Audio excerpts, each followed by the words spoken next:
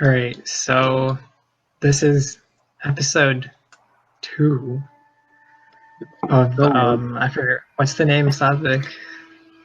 the meaning of meaningless. Yes. And today, the topic I thought up of was confirmation bias and how it can get us into information cycles where we just hear information that pertains to our viewpoint. So I guess I'll start off by just saying what confirmation bias is, and it's a psychological phenomenon where we selectively pick evidence that just explains our viewpoint and supports our viewpoint, and it can affect a lot of things like our interpretation of other people's work, and even sometimes it affects our memories. And I guess I just want to discuss it and how it pertains to our daily life.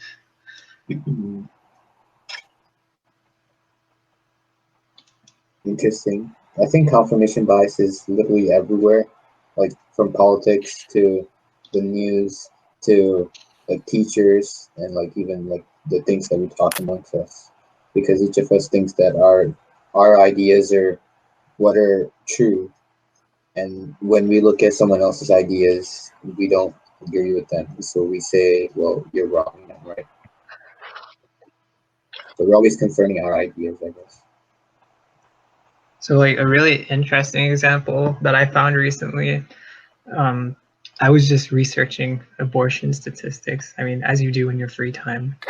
And there's like these two institutes that they used the same statistics, but they had like completely different things. And one of them is the Charlotte Lazier Institute, and it's like a conservative backed institute that supports pro-life. And then there's I think the Gudenmacher Institute, which is more left-leaning. And it was interesting to see how they used the same exact evidence, but came to different conclusions with it. And I think it just shows like how a lot of the times we just pick one side and don't look at the other side of evidence. So you basically nitpick your evidence in order to support the theory that is already confirmed. Yeah, it's an example where sometimes you start with a conclusion and then you work backwards to find the evidence that you want. It's they And call then it you read the deconfirming. trials, you also saying you play with the data in order to support your claim. What was it? I did a paragraph on it for my TOK essay. It's like you always confirm your ideas, right? So you have to deconfirm them. So like to give you an example, like this is a very common example in high school. Suppose you want to know if somebody likes you or not. Okay, so basically you would confirm, right? You would go and you would talk to them and you'd be confirming. And you realize that whenever you go up to them, they're happy. And you're like, oh wow, I'm going up and they're happy. And so you confirm this and you say that every time I go there, they become happy. And this could be confirmation bias, right? So now if you deconfirm it and you say, well, what happens when I'm not there? So you deconfirm it instead of confirming it. You say, well, are they happy even if I'm not there? And if they're still happy, then you know there was just a behavioral confirmation bias. But if they're sad when you're not there, or you can apparently see the difference when you're with them and when you're not with them, then it's clearly obvious that they like to be with you. So the point is, instead of just confirming every time by going up to them and seeing, oh, they're always happy whenever I'm flirting with them or talking, like, I don't know, I'm giving jokes to them, whatever. Instead of that, maybe you could take a break and see, well, how do they act when I'm not with them? That could lead to a better understanding if you really like them. Indirect jab towards me. That was not towards you at all. But the point is, you have to deconfirm at the same time of confirming to have a balanced idea. I'd also say, like, it's not just about deconfirming, I want to add. It's also specifically what you mentioned beforehand, is the confirmation bias is that, to some extent, it's where you take a conclusion that you already agree with. You work backwards to thus, in your mind, cherry-pick data from whatever information you gather to then find what the conclusion that you want. Intrinsically, you need to do the opposite. You need to look at all of the data available and then extrapolate the most fair conclusions. I know it's vague, but for different sets of data to establish a connection scientifically or mathematically or whatever, and then to change your beliefs varying off of what data you're time. What'd you say, Jay? Yeah, you have to change your conclusion based upon your data rather than changing your data based upon your conclusion. Right, or hopefully sets of data, not just one. So we shouldn't do what we did for our internals. Yeah. Yeah, exactly. I mean, not for physics labs. I just bounced a ball that was like super heated or super cooled down, but yeah, I didn't need to change anything. So that's an interesting difference. Biointernal. Oh, yeah. My bacteria all died. But the confirmation bias is very close to like classical conditioning, where our human brains are so they're so rationalized and they always look for patterns, right? So we look for patterns. We want to see something called law of causality, right? We want causation. We want something to happen and something else to happen. And so this way, confirmation is like, oh, even though something happens, it could be random. It could be random events happening, like Pavlov's dog. They were given food at random times, but they realized that it was only when the bell was rung that they were given food. And so even though it was random, the dog realized that it's the bell that gives them the food. But again, anything, like going back to the example of the person, like they might be just randomly happy, but it's only when you go up to them, you think that you make them happy. It's random. It's not you causing them to be happy. It's just a random thing. So that could be another mistake in confirmation bias, that you kind of condition yourself to a unconditioned stimuli, that you tell yourself, well, something's happening because I'm doing it, when in reality it could be just random. I feel like confirmation bias is easier to come about in the humanities. If you think back to like all our in literature essays or history essays, we would be like coming up with a thesis and then arguing stuff and pulling for evidence.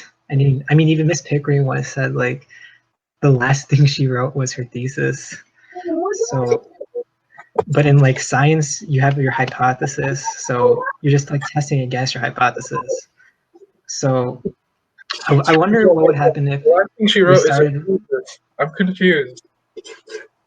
I mean, what I'm saying is I wonder what would happen if like in history and literature, when we're writing those essays, we followed like the scientific method. Like we came up with a hypothesis first and then just tried to prove or disprove it.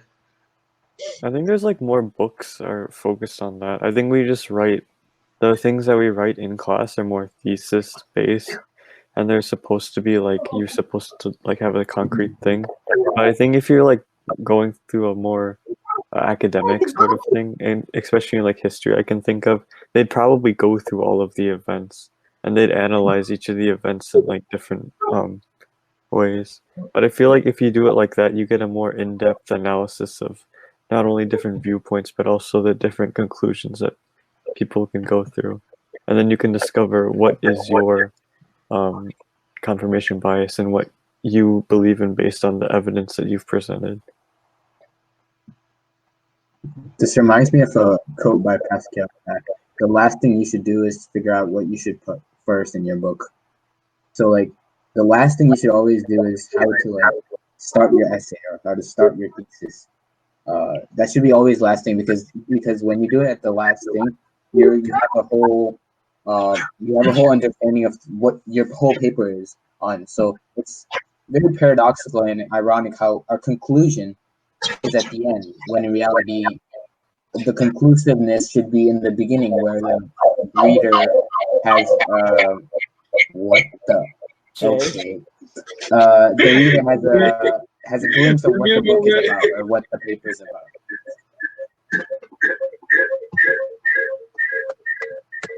Oh my god! You want to put headphones on? Why? Wait. Oh my god. That's a cool echo. I'm not gonna lie. Jawad, stop. Leave your bio alone, man. Why is I this guess not we're gonna working? wait until this gets sorted out. Oh wait. But the point Alright. was like conclusions should be like our introduction should have a good deal of conclusiveness in them, not just introduction. I'm sorry about that, guys. Yeah, you're fine. You're fine. Okay, so one of the most interesting things I found was like the idea that confirmation bias can change our memories that we have. I mean, do you think it's possible that current bias can change our past memories? I believe so. I Like think if you if like say history about this epidemic, right? This COVID-19, if and like if you keep on hearing that, oh, the president did a good job, no matter what you thought, like in the present moment, if you're in that place where it's like over with, but everyone keeps saying you're in that environment where everyone says the president did good, the president did great, you're just gonna be like, was I missing something? And then even online, there's always a confirmation bias, especially since the internet is mostly tailored towards what an algorithm thinks you want instead of like the information that you need sometimes. So if you go and search up, was President Trump good in combating the virus, you're probably going to get more like things that will support what you search instead of like things that disprove what you search.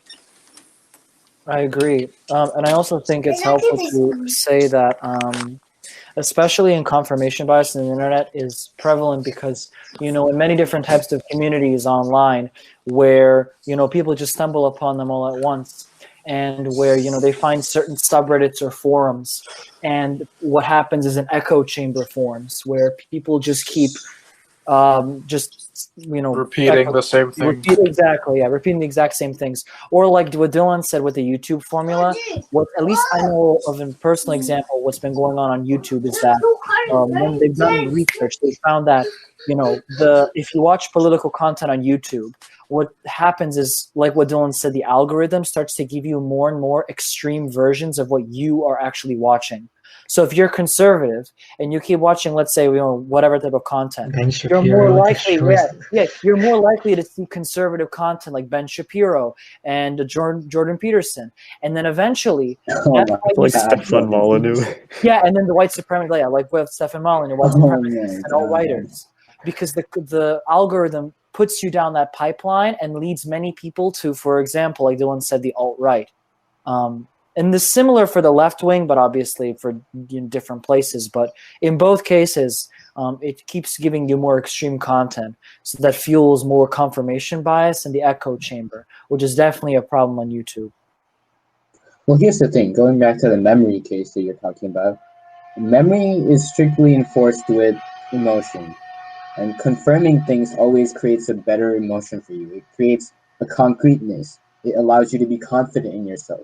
When you're confident, that's directly related to your emotion with that confidence. And so what that means is that the memory becomes more and more, as it becomes more and more confidential, it becomes more and more apparent, or it becomes more and more, apparent to you. Like wherever somebody talks to you, even though like somebody mentions something about Donald Trump, for this example, as soon as Donald Trump is recognized here, your memory goes back and collects all information that you have confidently acquired, and then present it outward. So again, memory is definitely changed in the process.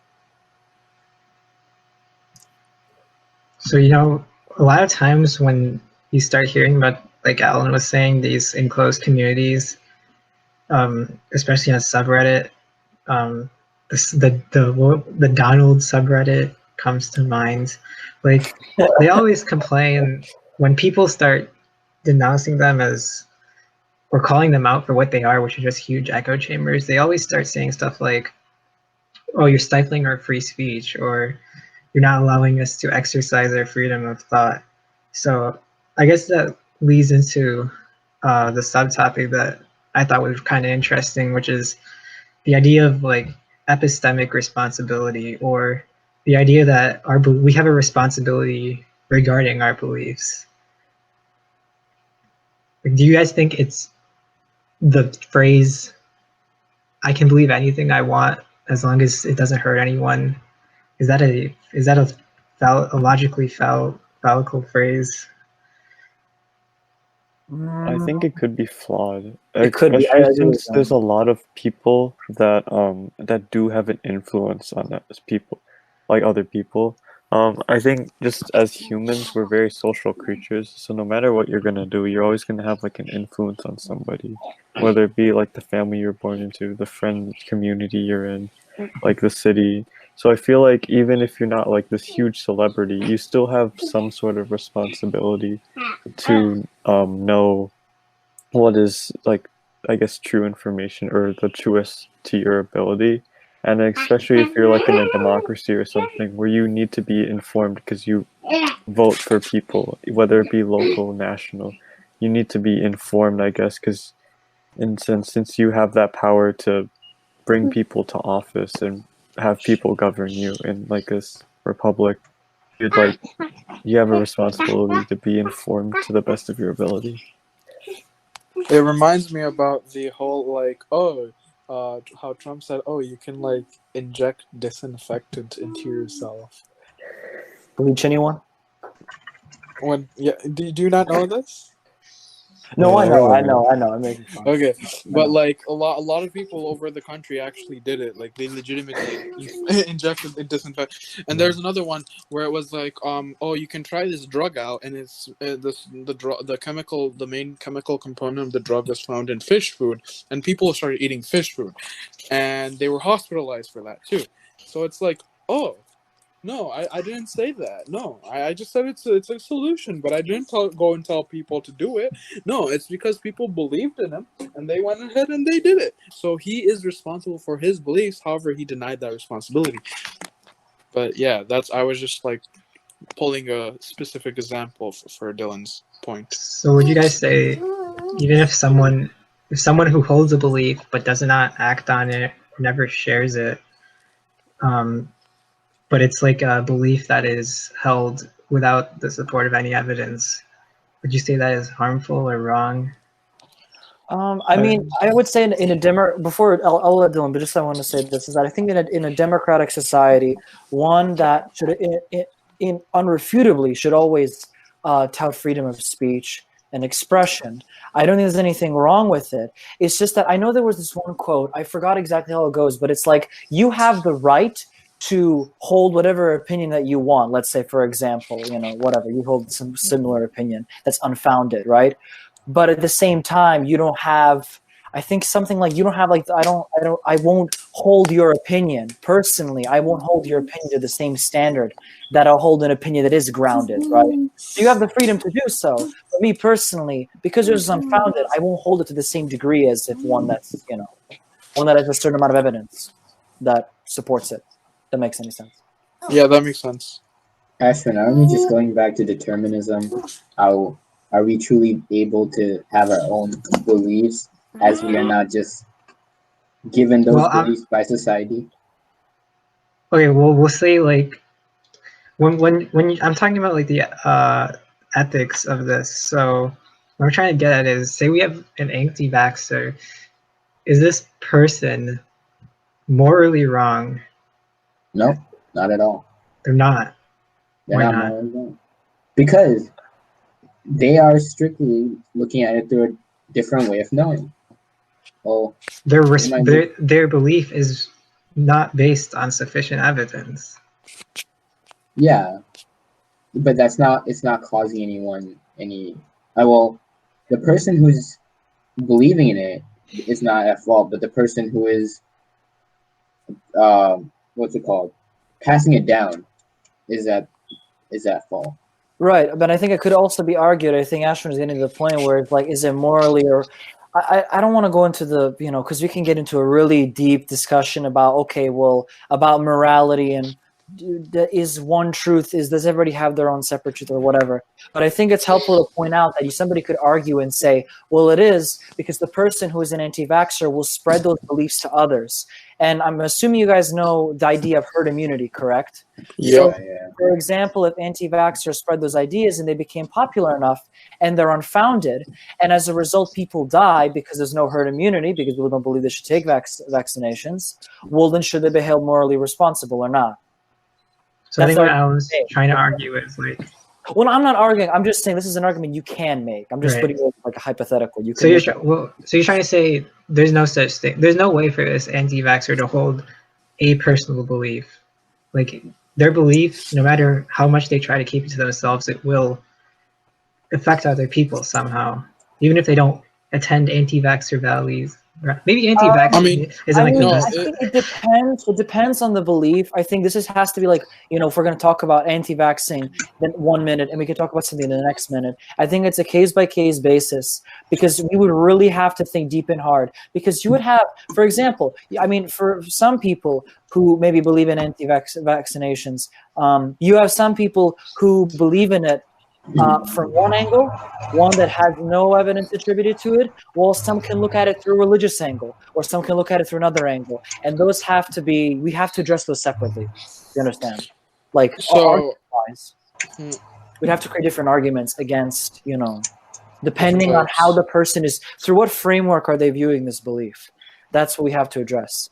How an argument against the framework itself. If that makes any sense. I feel like, so the main thing would be that a person shall be held accountable for their beliefs only if they're spreading their beliefs, because if they keep it to themselves, then there's nothing to be held accountable for. Yeah, but is it possible to have such a thing as a personal belief? Yes. In what sense? I would argue it's not. Okay. For example, our teachers, we don't know what their political beliefs are. Like they don't outwardly say but even if they don't say it, they'll act in certain ways. Like if someone is sexist, if they don't say they might not say they're sexist, but they're gonna act in certain ways that show their belief, and it'll spread to the people around them. Yeah, I agree, and I think that has to do more so with even like the I think this discussion is going to go more so into like political economy and political ideology, because apparently, like as you said, the example of sexism, right? That I think it's fair to say that the majority of the society, at least in America, people are against sexism, right?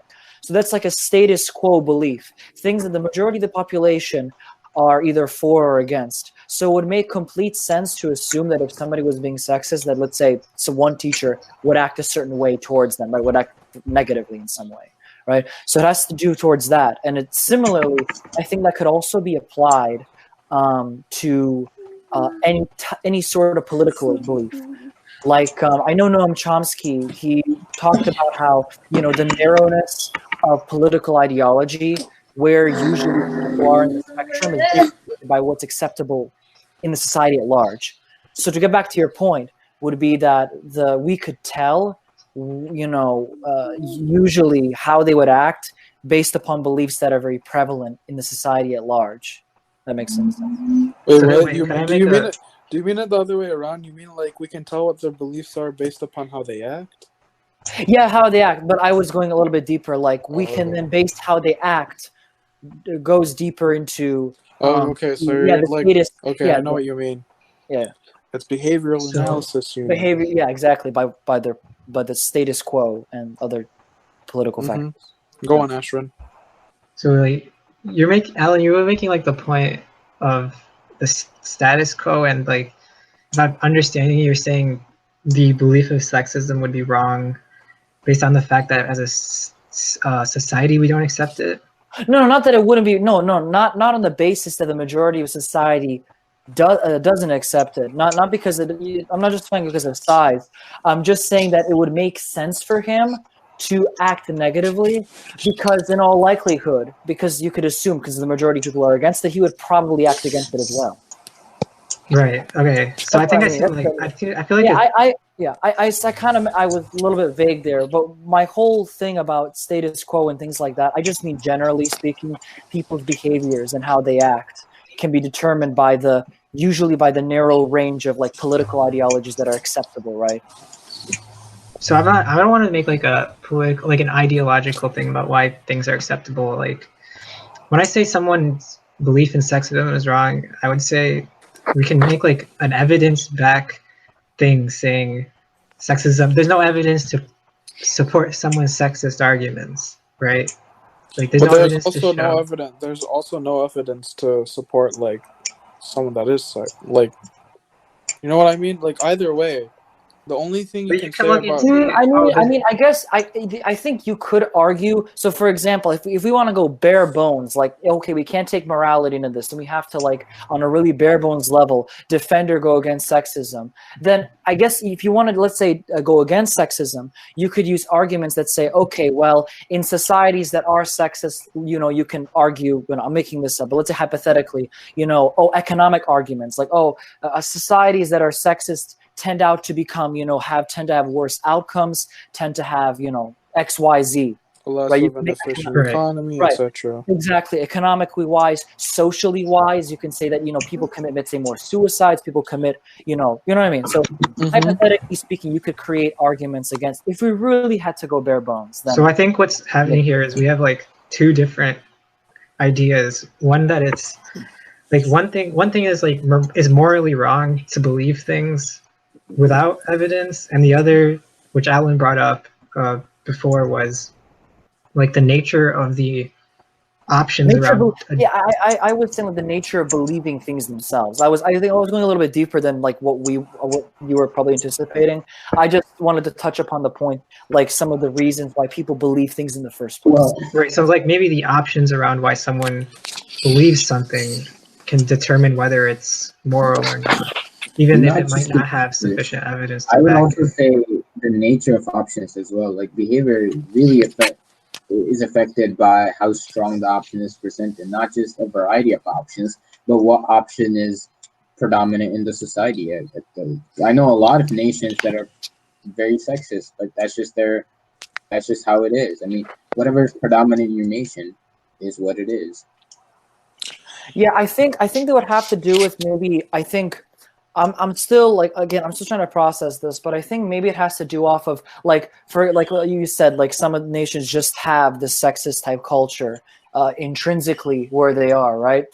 And I think then if you were to have to make an argument like, okay, I agree or disagree with that, and it has to be like, let's say, based off of moral grounds. I think that there are just some things that are like axiomatic principles, right? Just like, for example, you could say that one axiomatic principle, like one that you can't justify, but you just want to happen. Let's say is to give as much happiness in the world as possible, right? To advocate for a system or society that brings as much happiness to the world as possible, right? You can't really justify why. You just say, okay, I just want a society like that to be, to come about, because I think happiness and bring people good is just a thing that I want, right? And then you extrapolate from there. Then you can create your own like framework and political ideology and whatever.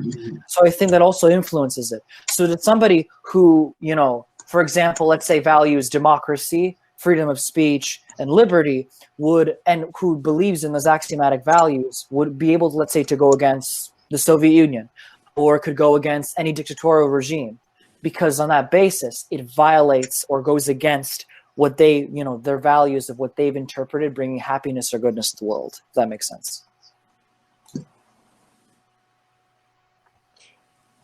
So Sasha, you said like the nature of options depends on the morality. Well, like, how would you? We have to like start classifying what the options are and how we can determine someone's options. No, there's no. When I mean nature, I don't mean good or bad. I mean nature as in, how do I say this? Well, as in just their attributes, I guess. Like to break it down, an example would be, so the attributes of the options. Yeah. So let's take the same example of sexism in countries, right? So the attributes of this phenomenon could be that is there a requirement? Is this a forced option, or is it an option that you can not make a choice? Yeah, Like, is it an option Okay. where you have to make a choice, or is it Guys, an I option where you think can't? so. There's another way you can take this as well. It can also be the whole like nurturing thing about how because like as you grow up, your parents have certain beliefs that they believe in, and as you grow up, those beliefs are instilled upon you, whether it is direct or indirect. Um, the way it's just automatically instilled upon you because they are raising you. They are the environment that you're surrounded by for the first 6 years of your no for the first 5 years of your life at least. They're the only people that like you that you're like always with, at all times. So their beliefs slowly become imprinted upon you, and as you grow up, the more you learn about the world, um the more options you hear about, then that's when you have the choice. But by then, the beliefs of your parents might already be completely set in stone. At least some of them will be. So for example, our parents, at least I hope all of our parents, probably believe that sexism is a wrong thing, right?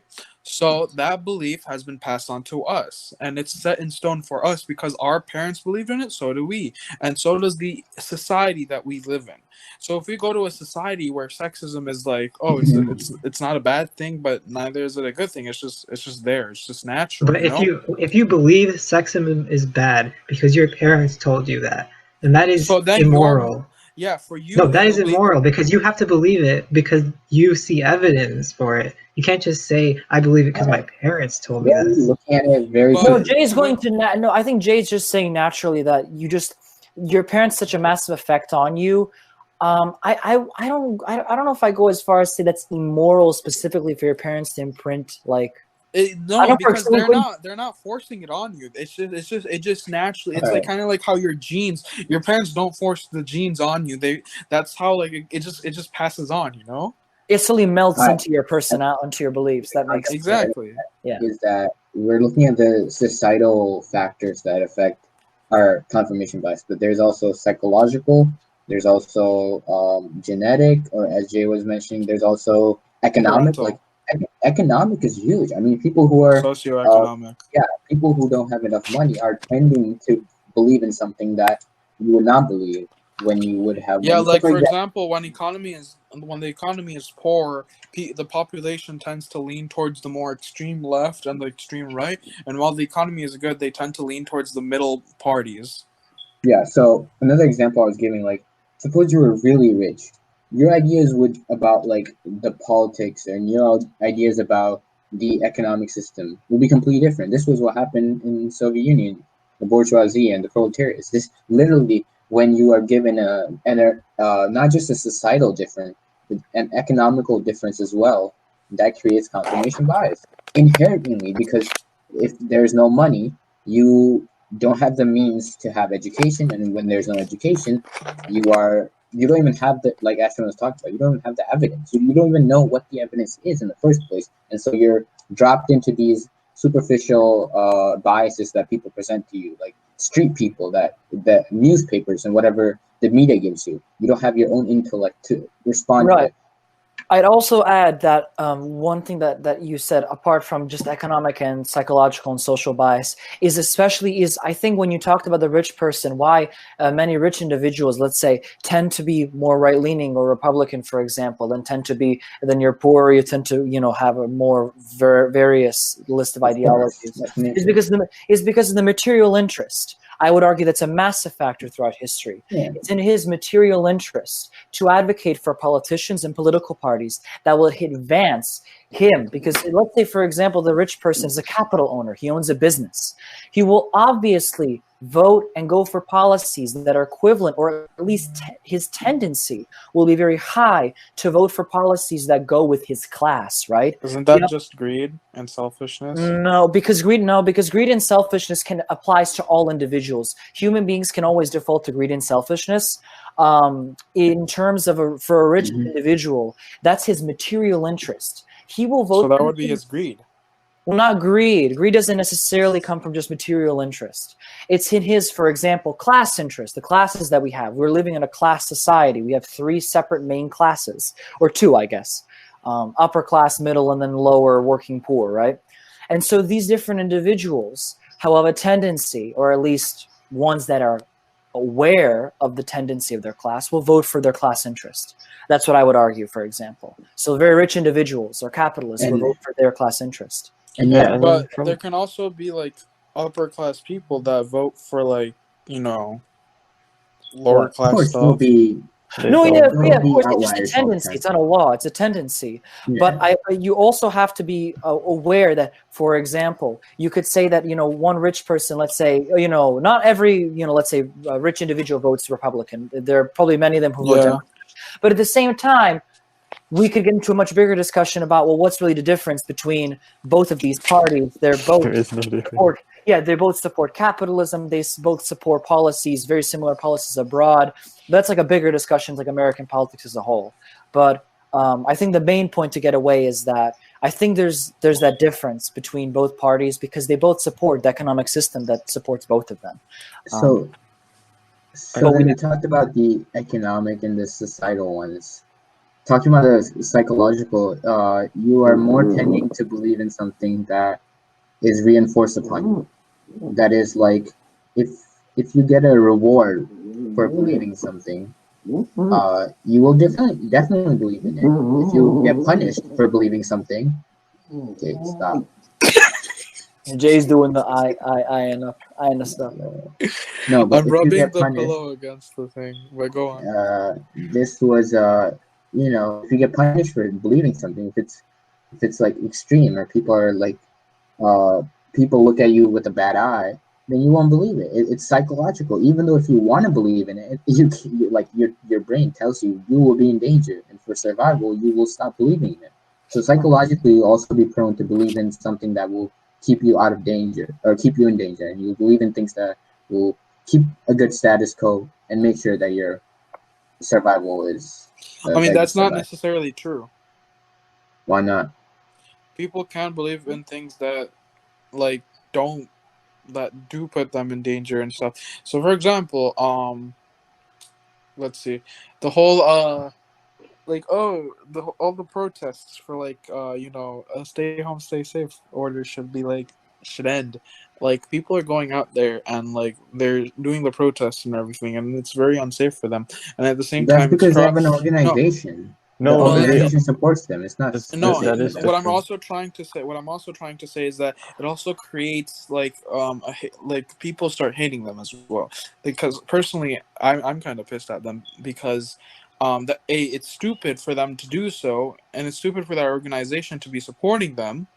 But I do understand where they're coming from too. But like at the same time, they're not making anything better. They're just making it worse for themselves, and they should understand that. They're getting a reward. They're supporting Trump. They are right wing. Yeah. So what is the reward? Somebody is telling them that it's good. There is somebody in power that they support, telling them liberate this country, like liberate this. They're getting psychological, like they're getting a confirmation bias in a sense from their leaders. They're getting it from these organizations. Yeah, they're getting this is right. They're not outright saying do it, but they're dog whistling to them that this is like, they're not outright saying go out and protest that we should open the country, but they're just subtly saying open it. And they're just like, they're not saying anything bad against the protests, but they're not saying anything good. They're just saying liberate. I think the best way to summarize it would be like he's stating something that isn't controversial, but underneath between the lines, he's trying to emphasize, he's in between the lines. He's saying something different. He's emphasizing something controversial, which is what's making people go out there and do this. For example, I think. But the point is, people, if they get rewarded or if they get punished. This is very behavioristic, but if they get punished or rewarded, they will act in a certain way. If you give a man, there are a lot of institutions and a lot of people who are using this for their religious purposes. If you give someone $100 to convert that man will do it. I mean, here's the thing. Like, I mean, I think I mean, it's not not a everyone. rule. It's not everybody. not everyone, It's not a rule. but I'm It's a saying that tendency. I could think it is a really tendency. It depends on affect case by case, but it's a tendency. I don't think it Yeah. applies to everything. But this is one of the tendencies that's incredibly subtle that you won't even realize it. But once you get paid, or once the reward is coming, not just through material, like money, but the reward is like some other type, a psychological reward, a feeling of wellness, goodness. If that comes in, soon enough, the man is able to change his opinions and confirm his bias. But like, they're just making it worse for themselves. See, I don't understand why you guys are arguing for a case-by-case basis. If we just say that we should only believe in things that have sufficient evidence, then it gets rid of all these different nuances. I feel like it's not immoral to believe in something. Like, wait, what were you saying? Like, it was immoral It's to believe in immoral something to without believe in evidence. something that doesn't have sufficient evidence behind it. I believe that it's not immoral because I feel like that just happens because of social conditioning. The evidence that we have access to as well is controlled by bigger powers. There are bigger powers that control of like what we can access as information and like what has prevailed. Of course there is more of like a correct answer, but I feel like what you're exposed to, you literally have no control over. Some may even see that we don't have like control over free will because of so many things that have come before us that we really don't have any control over what information we are exposed to. We do have a responsibility to the best of our ability to go in and try to explore as much as we can to become more informed. But if you don't have the resources, and nothing is really perfect in like acquiring those information resources, I wouldn't call a person immoral. Now, if the information is there and the person just doesn't go by it, it's a little immoral. But I wouldn't go by and say Even worse, it is if immoral every single time that somebody doesn't use the information to back up their. But here's the thing, Ashton. All evidence is not. Evidence is always. It's not that evidence is always true, right? Because some people could believe in evidence that could be is only biased. one-sided. What? Wait, But what? evidence you take in is also important, right? So But you one said might say, evidence is evidence is not true or false. Your Evidence can be biased. conclusions are true or false. No, even the evidence itself, the Can be accumulation of false. evidence, and the accumulation of evidence leads to a conclusion, right? So the accumulation itself, if that is incomplete or not through a like. So basically, what he's trying bias, to say is that if you don't take all sides of the evidence, and if you just like, for example, if the evidence that you find, if it only supports one aspect of the argument, then you're gonna start believing that argument. And once you find a piece of evidence that supports the other aspect, you're not gonna believe in that. Even if you find even more evidence that supports the other aspect, because you're already believing in the not answer just that. Right. So if one suspects that the evidence is incomplete or biased in some way, and they still do not suspend their belief until further evidence can be gathered, then that is immoral because they're acting on a belief without sufficient evidence. Okay, I think that's maybe a case, but I think Dylan again was correct, is that if a person had that ability and had the information in front of them and were aware that they could change their thinking, that'd probably be a little bit immoral.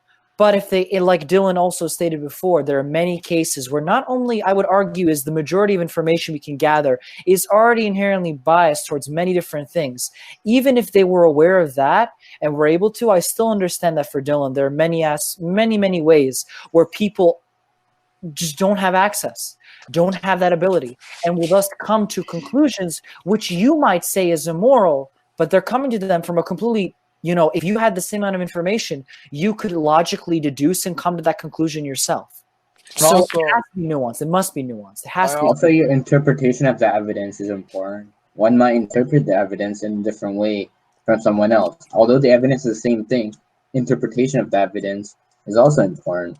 So then that means your previous knowledge of that evidence and your previous knowledge of that field of evidence also takes in place. So there's so many categories and factors that could affect that the interpretation of evidence. So then one can't say that with enough evidence or without enough evidence, it's immoral, because clearly who decides if you have enough evidence, and who decides if the evidence is right or wrong? Because everyone interprets it in a different manner. If we really come down to it all, who decides what is moral and what is immoral?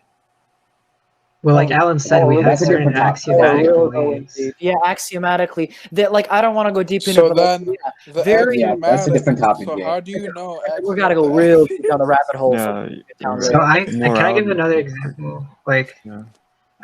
So the head of the I forgot, some environmental committee that Trump appointed, she doesn't believe in CO2 or global warming. So I think if you found someone on the street, they would say, I believe that global warming is true. But if you ask them, like, point to specific evidence to show it, I don't think many people could actually point to specific evidence to show that global warming is true. So education plays into this as well. Right, but if you ask the person who's like on the committee to point to specific evidence, she can tell you all the evidence that supports her viewpoint, even though, like, and she can also nullify the evidence, like not mention the evidence that doesn't support her point. So then the evidence is biased. Right. So what's like going on here? Who's actually should be held ethically responsible for their beliefs? So then that means Trump has higher priorities, or perhaps doesn't look at that issue of a greater danger than other issues that he looks at. It's well, I'm saying, like, the person on the street, the person on the street has a belief, but they don't have any evidence to support it. Meanwhile, this climate denier who's appointed by Trump has her belief that climate change isn't true, and she also has evidence that supports it. I think that's a case of the position of authority, and that's I think a major thing is that, you know, you said, okay, so what do we do now? Like who is responsible for what? I think so. Intrinsically, we could go deeper into like, oh, how she came to that conclusion and where her biases, whether materially wise, you know, maybe she was, you know, had some material interest in believing those things and saying those things, as opposed to that global warming is real or not.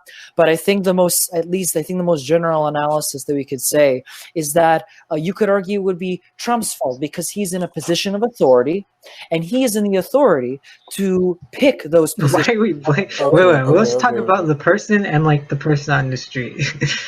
Okay. Oh, the person on the street. If it comes down to it, what Ashwin, so I feel like to answer Ashwin's question, at the end of the day, when only the people that can influence the beliefs of others should be held accountable for their own beliefs.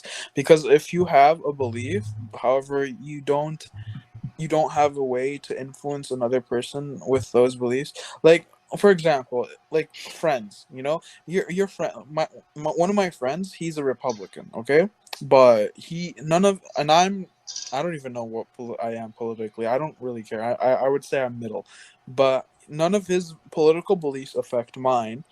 Nor and he also believes a bunch of other stuff. Yeah, he also believes a bunch of other stuff. For example, he thinks League of Legends is a great game. I hate League of Legends, even though I still play it. His beliefs don't affect mine. So, but maybe his adamant denial of his adamant worshiping of League of Legends makes you hate it even more, to the point where you hate it like irrationally, because you're just so annoyed that he loves it. No, actually, no. That's one of the reasons I play it. But anyways, but you wouldn't know what's happening. You would be all unconscious. I just hate it because of the toxic community. But that's another matter.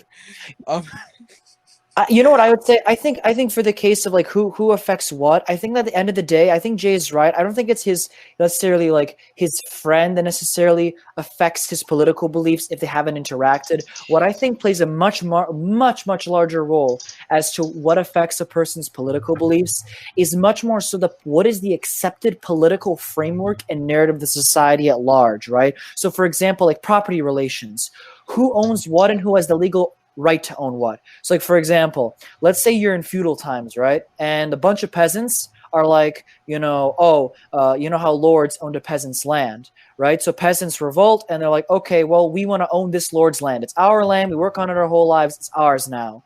And let's say for the sake of argument that the lord is like, oh crap, I got to argue this legally. And let's say they get into like a legal argument about it, right? Now the king, all the king really has to do is say, okay, well, legally, the lord owns your land. It's his. Like, I don't care that you tried and you said it's yours. Nothing in law says it's yours. It says it's his. And thus, whatever. Like, you know what I mean? They're held responsible. So in the same way, let's say workers took over a business. If there was a court case about it, what's legally enshrined in law is that the CEO or the capitalist, whoever owns the business. So legally, the capitalist could easily just say, well, I legally in name own it and it's mine. So as a result, I win, you know, whatever. It'll be longer than that. But he could argue that he wins the case because in law it's enshrined as his. Those are the property relations at the time. So I think that's just one example, like of where who owns property and how you could argue why and who owns it.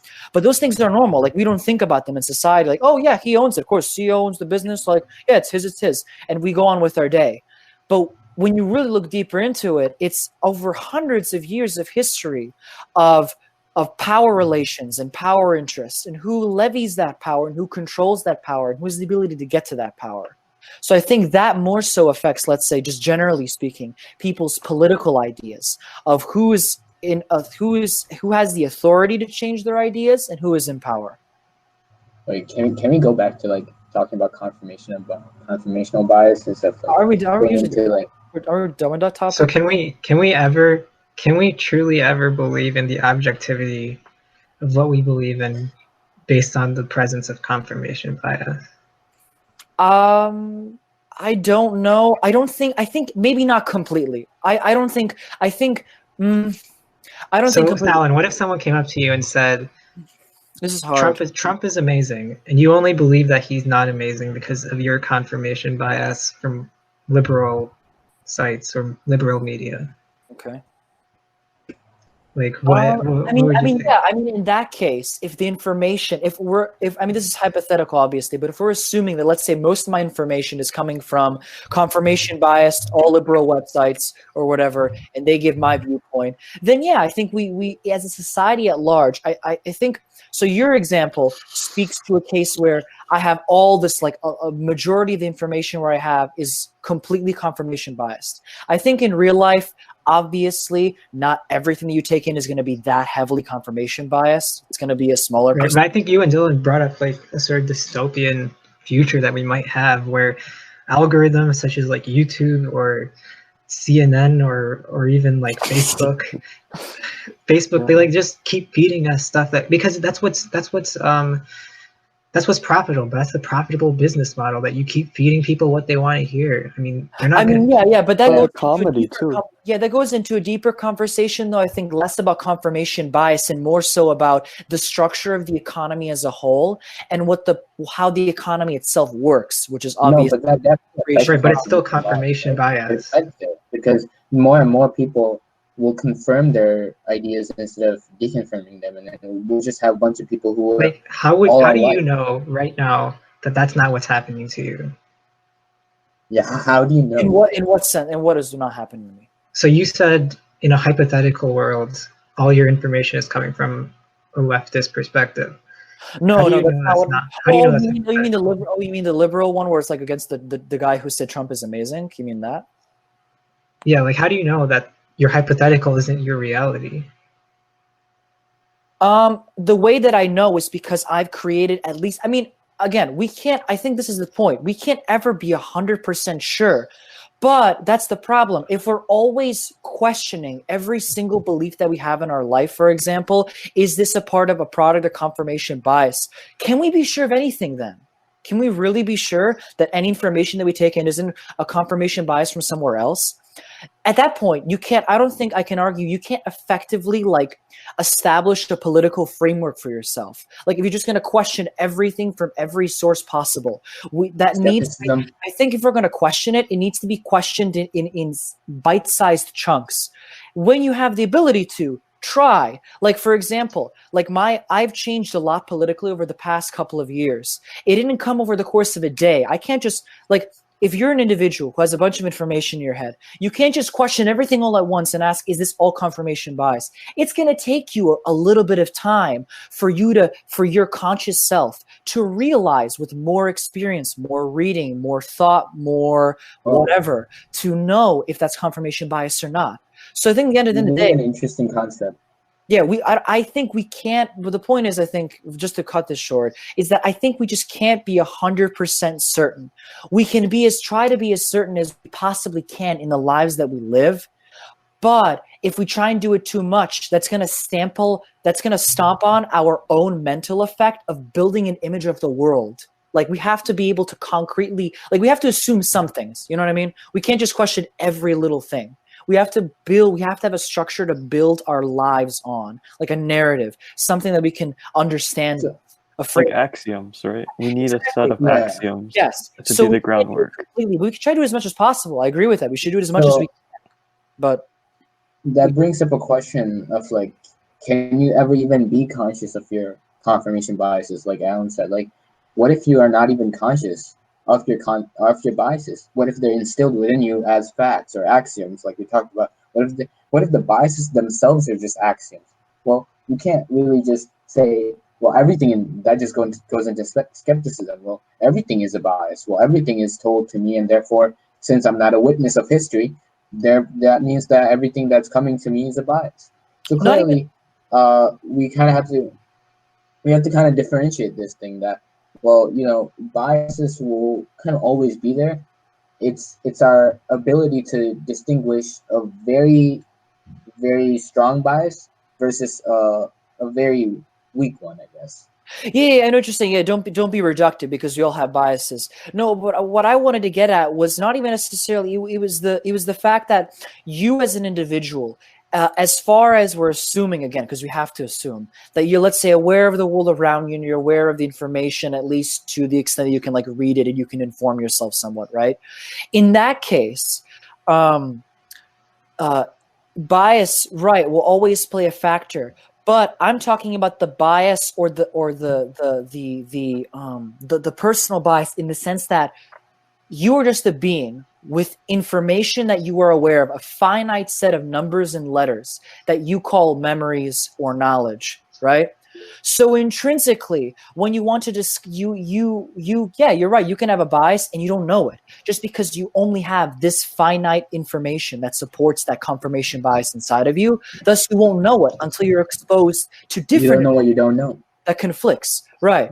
So in that sense, that's what I mean. You're just like, I guess you can just imagine yourself as like a ball, and you hold, like, as you grow, that ball expands with more and more knowledge. But that's the point. If all your ball is filled up within is information that is, you know, very biased in a way, well, then you will never regard it as biased, because that's to you that's what it is. It is what it is. That is information. That is what it is. So the only way you can really come up with it is by encountering exterior different information. See what I mean? So it's like the need to have authorities on subjects. And we have to be able to have we have to be able to see who we can. Well-rounded and concrete view as much as can, and always be willing to accept exterior information. I think that's general principles we can all hold. I think when it just comes down to it, you just believe in what you are told by persons of authority, and, like, that's about it, because you can't really dispute a claim of someone that has more authority than you, because you're, in a sense, you're afraid to do that, you know? Because, like, for example, I would argue you are psychologically incapable of doing that. Yeah, that's what I meant. I mean, like, I use fancier terms. I think so. I think you're correct. At the end of the day, much of information comes from people in a place of authority over us. And as you said, you know, if you had to argue with them, they could probably outmaneuver you. But I think that's what's all the more important, is that we then have to, as responsible people, we have to be able to distinguish between information and be as responsible as we can to understand, for example, why would, let's say, X person do something, a person of authority who, let's say, you believe, and you have other people of authority who you don't believe, but the people of authority who you're starting to or you believe do actions that are in specific material interests or whatever, like the specific actions that they take, you might begin to doubt their authority over a certain thing, for example, right? So it's our responsibility to understand those people in authority, why they do the things that they do, and accordingly change our beliefs if we see that those beliefs or their actions converge with their convictions or principles. Right. So Then in again, there's always conclusion, that argument. I was gonna say, then there's that argument of like how all that information is just an illusion and how everything is just imposed by God on us. Oh, geez. Okay, then calm No, we down. gotta go deep. No, Okay, okay. So No, let's not go into that. let's just conclude this. So if it comes down Yeah. to it, all that really matters is that okay, so we all agree that most of the information that we currently know comes from either a person of authority or what has been instilled upon us by the society. Correct? Can we all agree on that? Yeah, we can agree. Okay, and then the other thing that the next question that Ashwin asked was, can a person be held responsible for their beliefs or be held morally accountable? So I feel like that it honestly matters. Like Dylan's answer was the most accurate, and honestly, it's a case to case thing, and it matters upon every like person's circumstances. So, for example, like Dylan said, if the person has access to more information and more opinions and more beliefs, then it is possible for them to be held morally accountable. And another thing I want to add, it is also important to know whether or not they actually care to change their beliefs. Even like, for example, if they do care about it, yet if they do care about it and they try to change it and they can't because it's just there, then in that case you don't know whether or not they can be held morally accountable, because they did try their best to change their beliefs, but it's instilled upon them.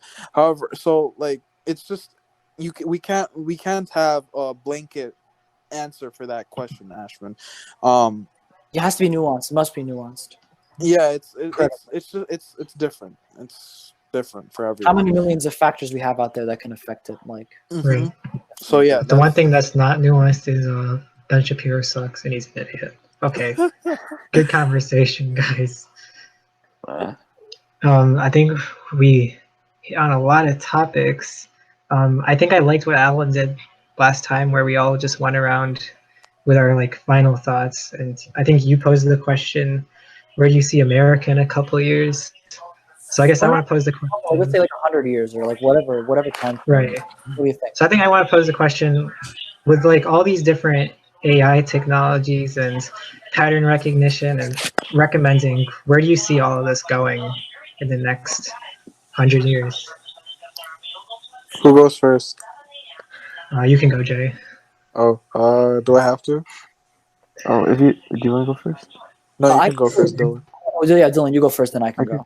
Okay. I guess I'd probably say that with the internet, and the more access that people have towards the internet, you have a lot of different you have a lot of information in general, not necessarily right information, not necessarily wrong information, but you have access to more information.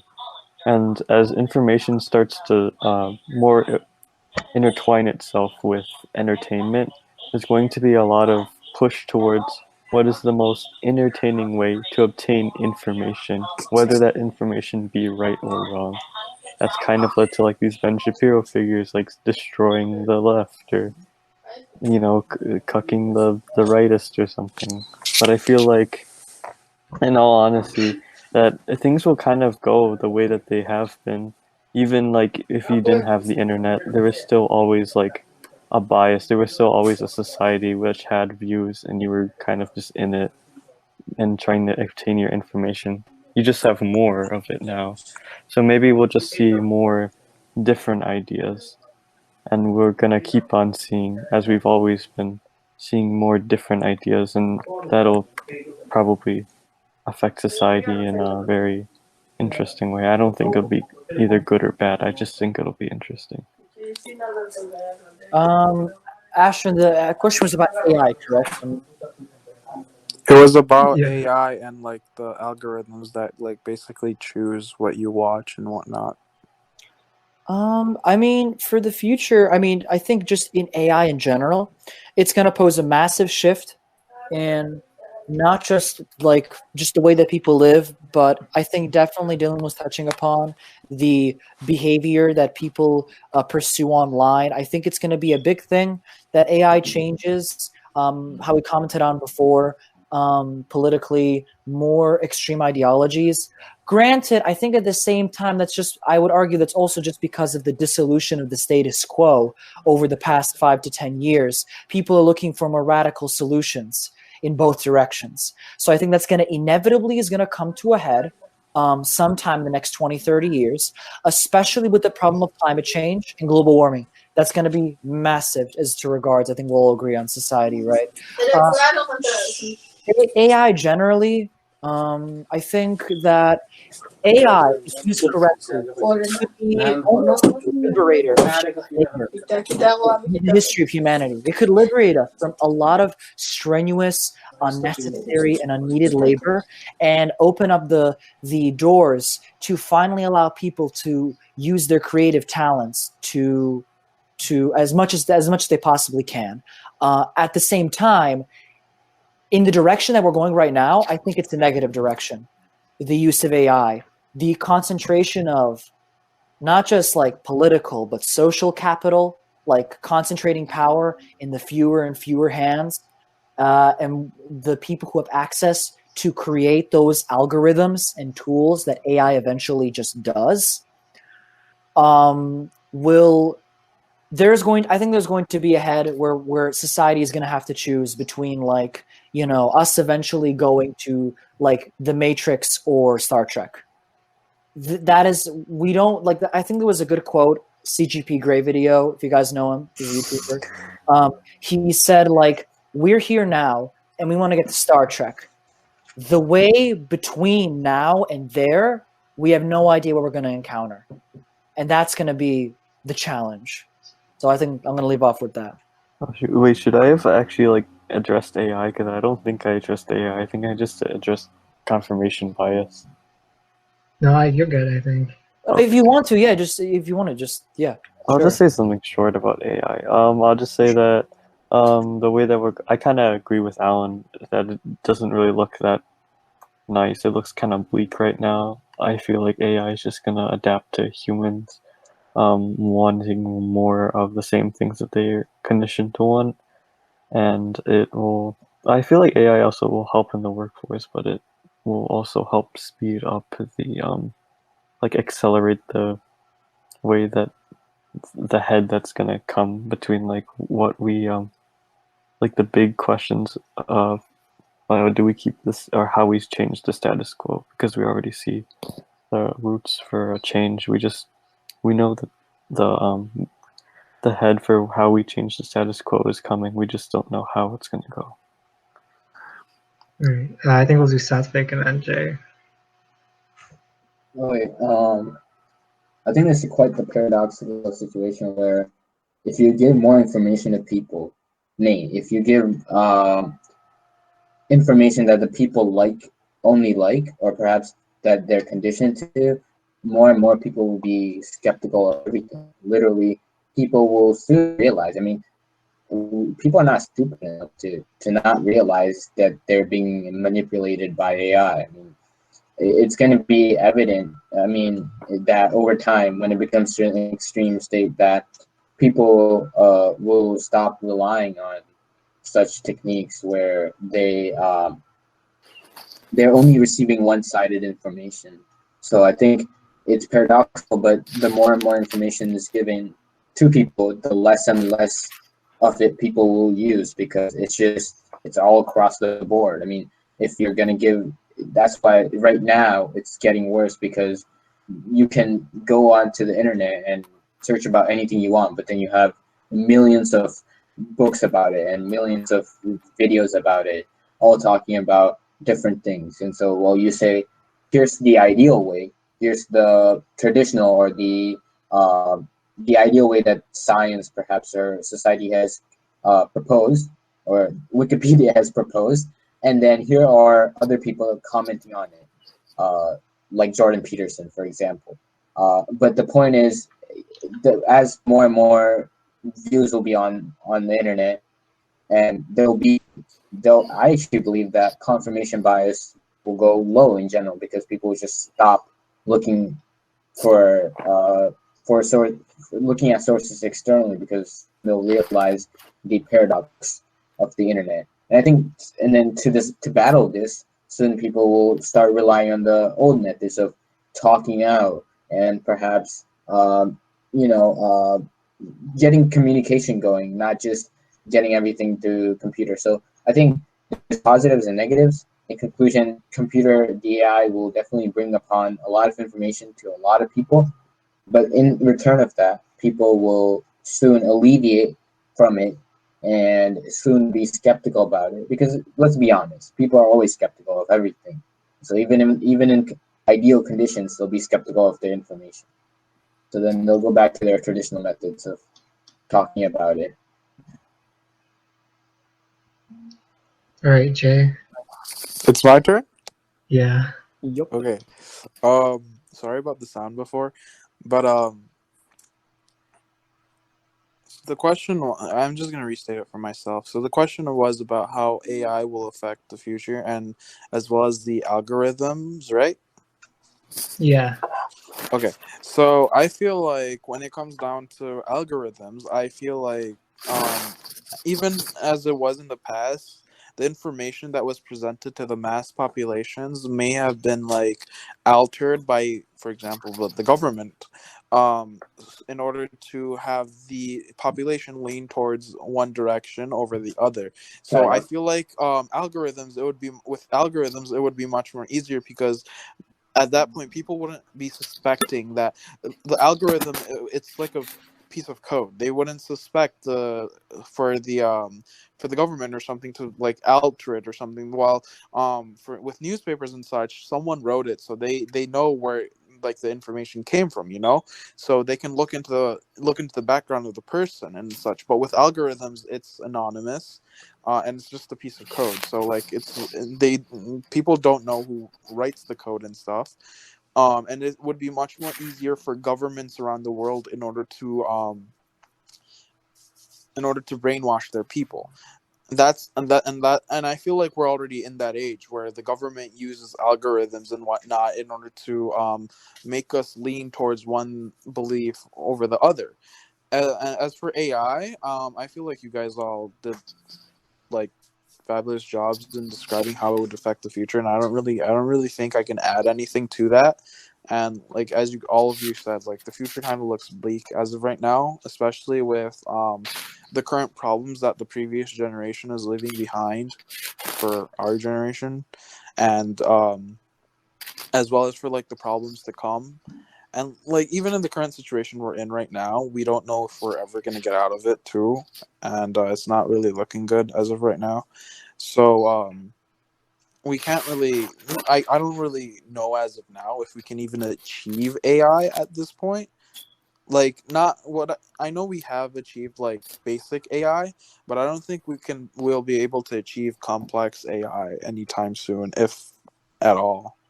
And if we do, then I don't think it's going to be like the whole Skynet deal. But yeah, that's all I have to say. All right. Thanks, guys, for coming. Robots can have a physical body, but never a soul. That's all I'll say. Let's go. Bruh. I feel like robots are. All right. I think that's a good place to end it. It was a pretty good conversation. Yeah, that was very interesting.